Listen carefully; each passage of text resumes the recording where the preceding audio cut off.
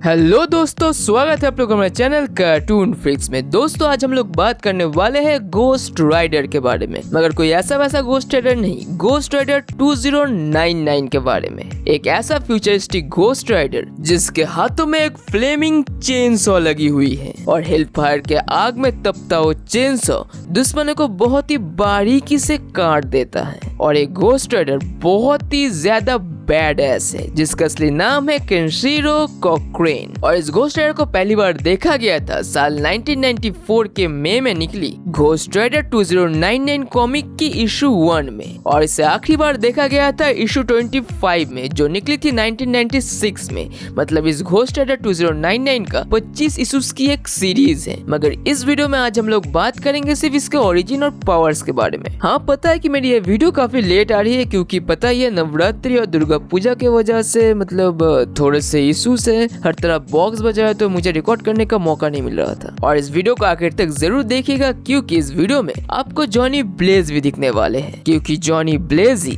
इस जमाने में अब हेल का राजा बन चुका है। सो ज्यादा ना पका के बिना किसी हिचकिचाहट के शुरू करते हैं आज की वीडियो। ये घटना है आज से कई दशक बाद फ्यूचर का एक शहर ट्रांसवर्सिटी की, जिसे कहा जाता है the city of constant movement, क्योंकि ये शहर है रोडवेज का। इस शहर में हर वक्त रास्ते और रोडवेज इवॉल्व होते रहते हैं। ट्रांसपोर्ट और ट्रेवल्स का सबसे बड़ा ठिकाना है ये शहर। ये शहर हमेशा गाड़ियों से भरा हुआ रहता है, मगर इस शहर के भी दो पहलू हैं। जहाँ एक तरफ इस शहर का सेंटर चकाचक रास्ते और रेज़े दिखाता है, वही दूसरी तरफ बाकी हिस्सों में हमें दिखते हैं ऐसे रास्ते जिन रास्तों में रुकना मना है, जो रास्ते हैं क्राइम्स और लूटपाट के, जिन रास्तों में अगर रुके तो या तो मरे या तो लूटे गए। और इन्हीं रास्तों पे केओस फैलाने वाले एक गैंग है हॉटवेयर्स मर्टर्स, जिसका मेन हैकर था जीरो। और इस गैंग को एक खास टेक्निकल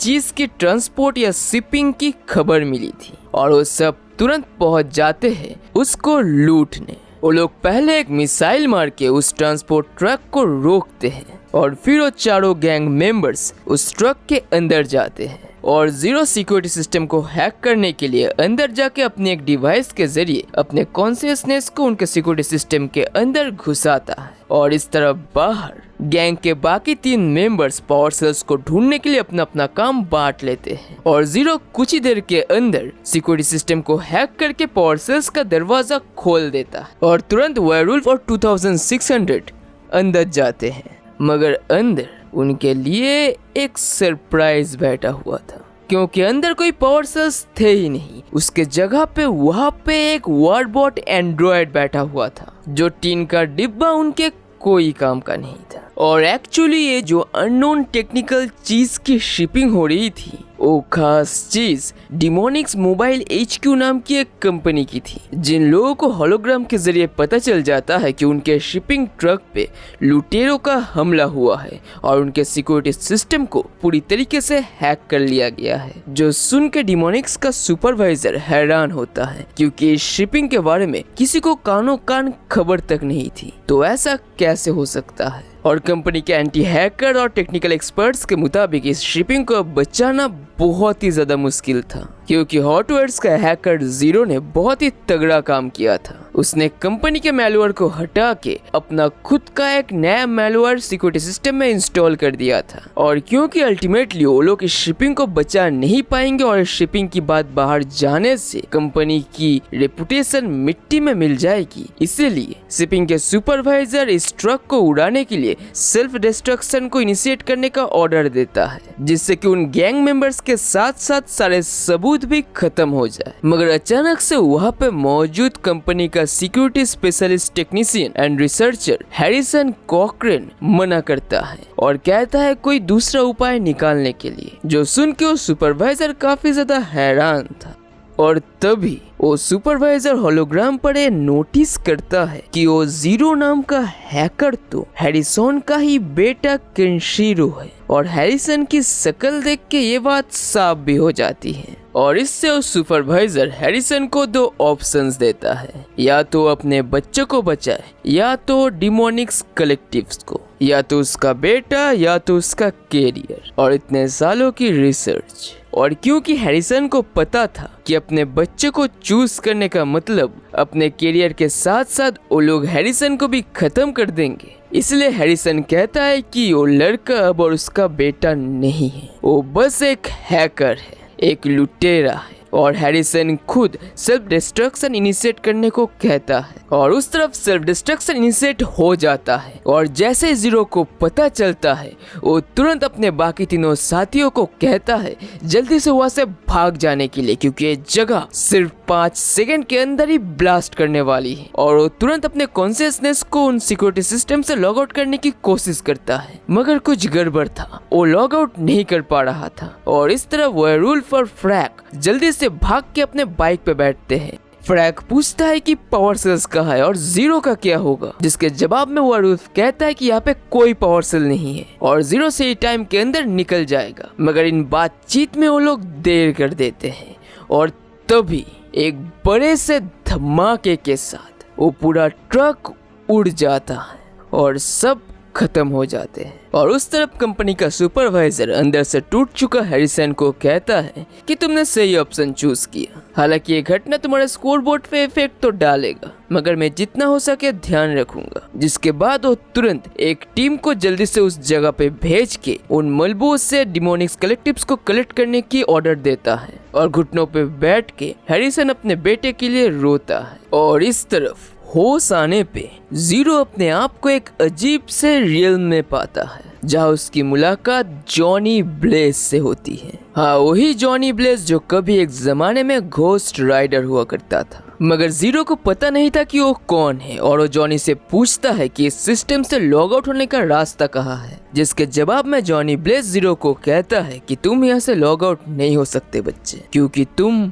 मर चुके हो, तुम भी और तुम्हारे दोस्त भी, वो लोग भी सही टाइम पे निकल नहीं पाए। अब ये सब सुन के जीरो को कुछ समझ में नहीं आता, उसे लगता है कि वो किसी सिस्टम के अंदर है। तो जॉनी ब्लेज उसे समझाता है कि एक जमाने में कभी वो भी उसके जगह पे था। एक्चुअली ये घोस्ट वर्क्स है जिसे हेल भी कहा जाता है और मैं यहाँ का राजा हूँ। मतलब इस जमाने में मेफिस्टो के जगह पे जॉनी ब्लेज हेल का राजा है। और जॉनी ब्लेज जीरो को कहता है कि इंसानी दुनिया तबाही के कागार पे है और जल्दी सब कुछ खत्म हो जाएगा और इसलिए धरती पे अपना काम करने के लिए उसे एक एजेंट चाहिए जो जॉनी के लिए काम करेगा और उसके नक्शे कदमों पे चलेगा और पापों को मिटाएगा। मगर जीरो के लिए सब समझना बहुत मुश्किल था और जॉनी जीरो को उसके पापा की एक क्लिप दिखाता है, जिस क्लिप में जीरो के पापा ने ही खुद सेल्फ डिस्ट्रक्शन को इनिशिएट करने का ऑर्डर देके अपने बेटे को मारने का फैसला लिया था। उसने कैरियर के लिए अपने खुद के बेटे की कुर्बानी दे दी, जो देख के ऑब्वियसली जीरो का खून खौल जाता है। और जॉनी ब्लेज जीरो से एक समझौते की बात करता है। वो जीरो को बताता है कि उसका शरीर तो तबाह हो गया है, मगर आसपास अभी भी बहुत सारे बेहतर बॉडीज मौजूद है और अगर जॉनी ब्लेज चाहे तो जीरो को वापस दोबारा उनमें से एक शरीर में घुसा के जिंदा कर सकता है। जीरो अपनी जिंदगी जी पाएगा, अपने ख्वाहिशें पूरी कर पाएगा और बदले में और धरती पे जॉनी ब्लेज के लिए काम करेगा। और उस तरफ धरती पे हम लोग देखते हैं कि डिमोनिक्स के भेजे गए स्पेशल एजेंट टीम को डिमोनिक्स की खास चीज मिल गई थी और वो चीज और कुछ नहीं, वही स्पेशल एडवांस एंड्रॉयड था जो कि एक्चुअली एक साइबरटेक 101 वॉरबॉट था। और इस तरफ घोस्ट वर्क्स में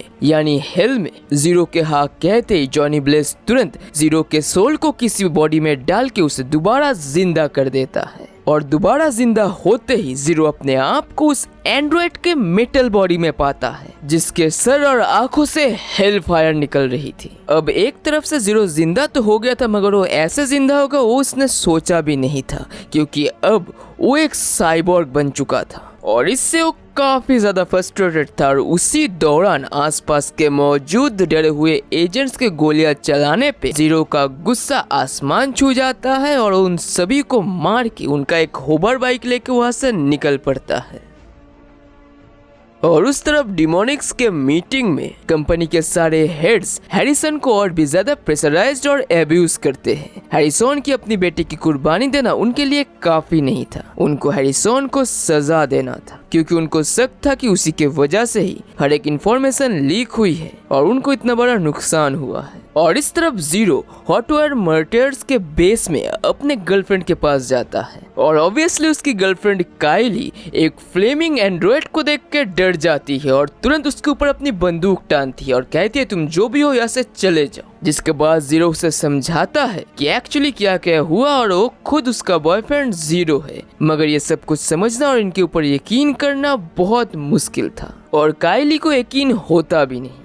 मगर तभी वहाँ पे हॉटवेयर्स की दुश्मन गैंग आर्टिफिशियल किड्स के 3 मेंबर आ जाते हैं और आर्टिफिशियल किड्स का लीडर जेटर के मुंह से पता चलता है कि उन लोगों को एक्चुअली वहाँ पे डिमोनिक्स के लोगों ने भेजा था और जीरो काइली को बचाने के लिए तुरंत उसे अंदर जाने को कहता है और तुरंत जेटर के ऊपर झपटता है, मगर अपनी शक्तियों के बारे में सही ज्ञान नहीं होने की वजह से जीरो पिट जाता है। मगर इधर काइली अपनी बंदूक के मदद से आर्टिफिशियल किड्स के बाकी दोनों साथियों को मार देती है, मगर उनका लीडर जेटर उस बाइक को लेकर वहाँ से निकल जाता है और तभी काइली तुरंत एक रेंज उठा के उस बाइक के बूस्टर में मारती है और होवर बाइक ब्लास्ट कर जाता है और काइली तुरंत भाग के अपने बॉयफ्रेंड जीरो के पास जाती है। उसे अब सब कुछ समझ आ गया था और हर एक चीज पे उसे अब यकीन था। हालांकि इससे जीरो बहुत खुश तो था, मगर उसका अभी भी एक काम बाकी था और वो तुरंत पास में पड़ा हुआ एक चेनसॉ को उठा के अपने दाएं हाथ पे फिट कर लेता है। और उस तरफ डिमोनिक्स के सारे हेड्स हैरिसन को कटघरे में बैठा के उसको सजा सुनाते हैं और हैरिसन चिल्लाता है कि तुम लोग मेरे साथ ऐसा नहीं कर सकते, मैंने इस कंपनी को अपना सब कुछ दिया है, इतना कि मैंने इस कंपनी के लिए अपने बेटे की भी कुर्बानी दी है, तुम लोग मेरे बिना इतनी तरक्की कभी नहीं कर पाते। मगर इन सारे बातों से कुछ फर्क नहीं पड़ता। लेकिन इतने में ही वहाँ पे जीरो आ जाता है और अपने आग में तपते चेनसॉ से उस सुपरवाइजर को बीच में से काट देता है और उनको मारने के बाद वो अपने पिता हैरिसन का कॉलर पकड़ के उसे दीवार में पटक देता है, जिसे देख के डरा हुआ हैरिसन मिन्नत करता है कि मुझे छोड़ दो, तुम्हें जो चाहिए मैं दूंगा, बस मुझे मत मारना, मुझे छोड़ दो। जिसके जवाब में जीरो कहता है कि मुझे सिर्फ बदला चाहिए डैड, आपने मेरा कत्ल किया है पिताजी। और ये सुन के हैरिसन को समझ में आ जाता है और वो कहता है कि केंशिरो, और जीरो कहता है कि जीरो, मेरा नाम जीरो है। और हैरिसन डर के कहता है कि तुम्हें समझना होगा बेटे, मैं ऐसा करने के लिए मजबूर था और वैसे भी तुम जो बन गए थे, तुम जैसे इंसान बन गए थे, उसके लिए मुझे करना पड़ा। तुमने खुद ही अपनी जिंदगी को तबाह कर दिया था और तुम मेरा भी नाम डुबो रहे थे। अगर मैं तुम्हें नहीं मारता तो वो लोग मुझे मार देते। मगर क्या तुम देख नहीं सकते कि इसी वजह से तुम्हें क्या गिफ्ट मिला है? इस लाजवाब चीज से, इन लाजवाब ताकतों से तुम बहुत कुछ कर सकते हो। तुम डिमोनिक्स के लिए काम कर सकते हो, रास्तों को साफ करने में हमारी मदद कर सकते हो। हम दोनों मिलके बहुत कुछ कर सकते हैं, कुछ ऐसा कर सकते हैं जिसके लिए लोग हम दोनों के ऊपर गर्व करेंगे। नहीं, मगर आप जरूर समझेंगे कि आप अब जैसे इंसान बन गए हो, उसके लिए मुझे ये करना पड़ेगा। और तुरंत जीरो अपने चेनसॉ से अपने पिता का पेट फाड़ देता है। ये घटना बाकी सारे डिमोनिक्स के लोगों के लिए एक वार्निंग समझ लो। अगर मैंने कभी भी इसके बाद शहर के आउटर रोडवेज में डिमोनिक्स के किसी भी आदमी को देखा तो घोस्ट राइडर खुद बाकी सभी को मौत की घाट उतारने आएगा।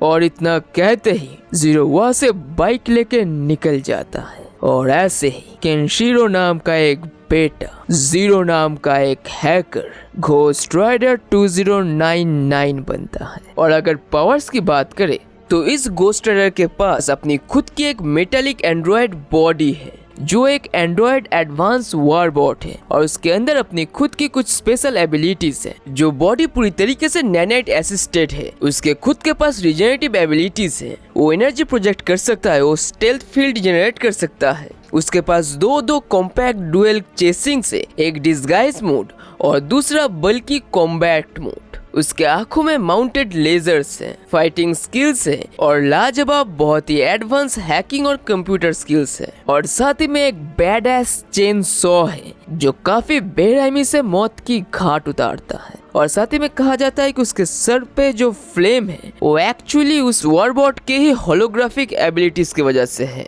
सो आज के लिए बस इतना ही दोस्तों, फिर मिलेंगे अगले वीडियो में। वी होप आप लोग को हमारी वीडियो अच्छी लगी होगी, और अगर अच्छी लगी हो तो लाइक शेयर और सब्सक्राइब कर देना। फिर मिलेंगे अगले वीडियो में एक और मजेदार कंटेंट के साथ, और तब तक के लिए स्टे ट्यून, स्टे सेफ और स्टे एट होम। अपने और अपने फैमिली का ख्याल रखिए और दूसरे के अच्छे काम में मदद कीजिए, because you are a freaking superhero. Que ondas tu pecho arriba, las manos, caballo moreno, penetra tu barrio, te enseño a rolas, pero rock.